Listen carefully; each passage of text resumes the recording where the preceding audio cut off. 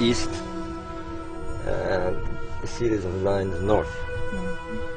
Right. According to Wendorf and the checkups by Brophy, we've got alignments to the rising of certain stars here and here.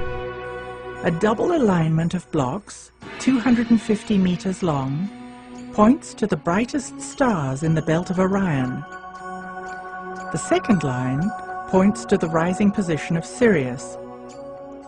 Another long line of stones aligns to the brightest star of the Big Dipper, which later Egyptians represented as a cow thigh or leg.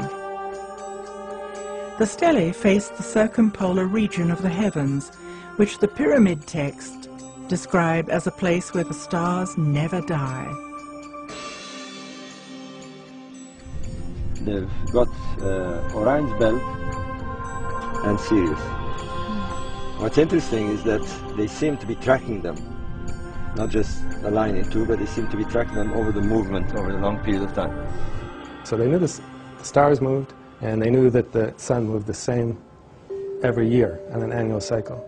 Maybe the whole ceremonial complex has something to do with the age of Gemini and transition to the age of Taurus. The constellation of Taurus is represented by a bull. If we are talking about the transition to the age of Taurus, was the symbolism of cows in ancient Egypt connected to the nomadic cattle cults prevalent in the area?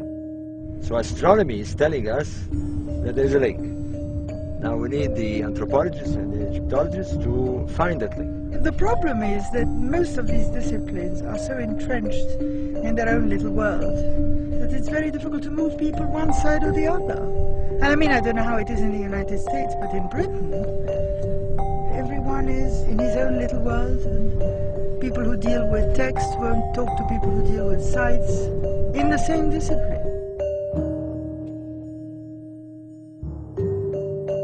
It's becoming more than obvious now. I think it is. That there are connections. Connections. Of course there are. And they're very, very important connections, because there are no other answers, for the moment anyway.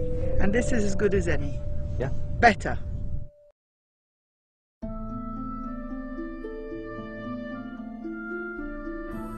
The sheer beauty and sophistication of Egyptian artifacts entrances us. How can we unlock the code embedded in every object they made?